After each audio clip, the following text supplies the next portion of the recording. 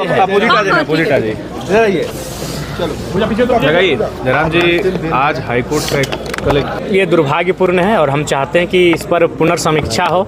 इसलिए हो क्योंकि निजी क्षेत्र की जब हम बात करते हैं तो निजी क्षेत्र में एक सवाल आता है कि निजी क्षेत्र का मतलब क्या होता है। निजी क्षेत्र का मतलब होता है उद्योग, निजी क्षेत्र का मतलब होता है प्लांट, निजी क्षेत्र का मतलब होता है किसी ज़मीन पर कोई कल कारखाना स्थापित हो।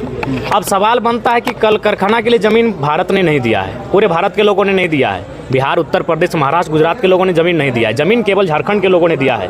तो वहाँ तो सौतेला व्यवहार बिल्कुल नहीं होना चाहिए। वहाँ 75 क्या, अगर 100% भी कोई रिजर्व करता है तो बुरा नहीं है। इसलिए बुरा नहीं है क्योंकि वह ज़मीन उनकी एकमात्र पूंजी है, वह ज़मीन उनका एकमात्र सहारा है। लेकिन आप एक नियम लेके आते हैं, एक कल कारखाना स्थापित होता है और क्षण भर में वो सारी ज़मीन सरकार एक्वायर कर लेती है किसी कंपनी को देने के लिए।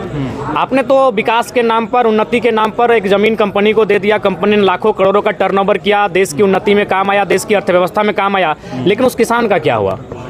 जिस किसान के पास ये ज़मीन हड़प्पा काल से है, जिस किसान के पास ये ज़मीन महाजनपद काल, बुद्ध और तमाम मुगल काल से लेके अंग्रेज के कालखंड तक वो ज़मीन उस किसान के पास, उस किसान का क्या हुआ? एक झटके में उसका परिवार अपने सड़क पे लाके खड़ा कर दिया। तो इसलिए मेरा मानना है ये हाईकोर्ट को इस पर पुनर्विचार करना चाहिए। सरकार को फिर से मजबूती के साथ इस विधेयक को लागू करने के लिए प्रयासरत होना चाहिए, क्योंकि ज़मीन जिन लोगों ने दिया है वो झारखंड के लोग हैं। वहाँ तो किसी के साथ समझौता होना ही नहीं चाहिए।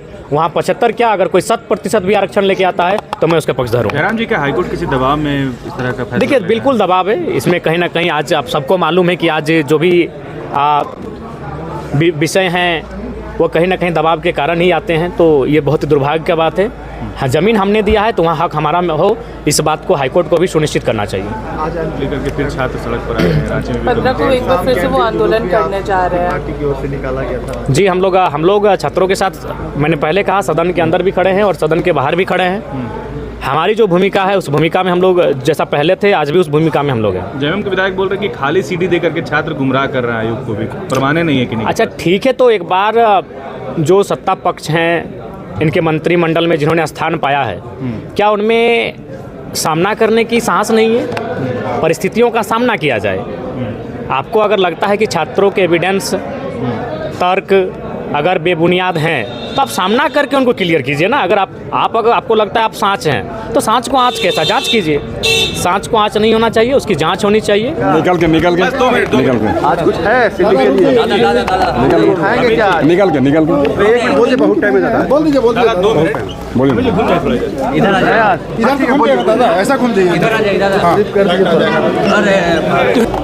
विषय उठाना नहीं, आज अनुपूरक बजट जो हमारा लाया गया उस पर चर्चा है।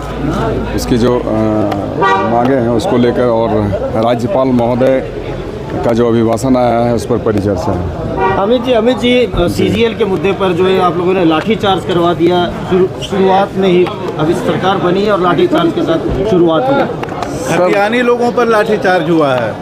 जी बिल्कुल, इसी विषय को लेकर मैं भी कहना चाहता हूँ कि सबसे पहला जो दायित्व बनता है और जो तरीका होता है, कहीं ना कहीं उचित माध्यम जो हमारा बनता है वहाँ पर रखना चाहिए था। और ऐसे अचानक कहीं पर किसी को कानून को तोड़ने का भी प्रयास नहीं करना चाहिए, हमारा ये मानना है। और साथ साथ हम भी चाह रखते हैं कि जो भी परीक्षाएं आयोजित हो, बेहतर तरीके से उसका सफल तरीके से उसका रिज़ल्ट आए, प्रकाशित हो, और जो सक्षम, जो योग्य उम्मीदवार हैं वो चुने जाएं।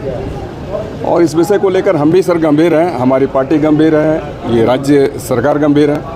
और निश्चित रूप में आने वाले दिनों में हम चाहेंगे कि एक बेहतर परिणाम आए और इस तरीके से जो कहीं घटना घटित होती है, ऐसी घटना की पुनरावृत्ति ना हो। दादा, जब आप जेएमएम में नहीं थे चुनाव से पहले तो मुखर होकर इन तमाम मुद्दों पर आवाज़ उठाते थे, लेकिन अब थोड़ा नॉर्मल नहीं, नॉर्मल की बात नहीं है। सोशल मीडिया पर वायरल किया जा रहा है कि अमित माथुर जी आप एकदम सॉफ्ट हो गए, बदल गए, अब सत्ता में आ गए, बात बदल गई। नहीं, सॉफ्टनेस की बात नहीं है। हम आपको बताएं कि हम जहाँ खड़े थे नहीं दिख रहा वो, आज भी वही हैं और कल भी रहेंगे। हम कल भी खतियानी मुद्दे को लेकर बेहतर मुखर थे, आज भी हैं और कल भी रहेंगे। और जो हमारे यहाँ के खतियानी युवा युवती हैं, हमारे यहाँ के छात्र छात्रा हैं, निसंदेह हम आज भी चाहते हैं कि उनके हाथों को रोज़गार मिले जिसमें जैसी योग्यता है।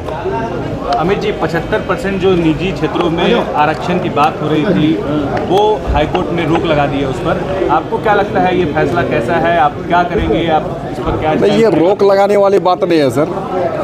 अब हाईकोर्ट के ऊपर भी कहीं ना कहीं दरवाजे हैं, तो हमारा प्रयास होगा कि आने वाले दिनों में जहाँ भी हमें जाने की आवश्यकता पड़े निसंदेह हम लोग जाएंगे और सुखद परिणाम आएगा जो कि झारखंडियों के फेवर में होगा, खतियानियों के फेवर में होगा। जी बिल्कुल सर, हम जिस दिन हम इसमें आ गए हमने तो अपना खतियानी पार्टी को त्यागा है। आने वाले दिनों में खतियानी पार्टी का विलय भी होगा। जी ठीक है।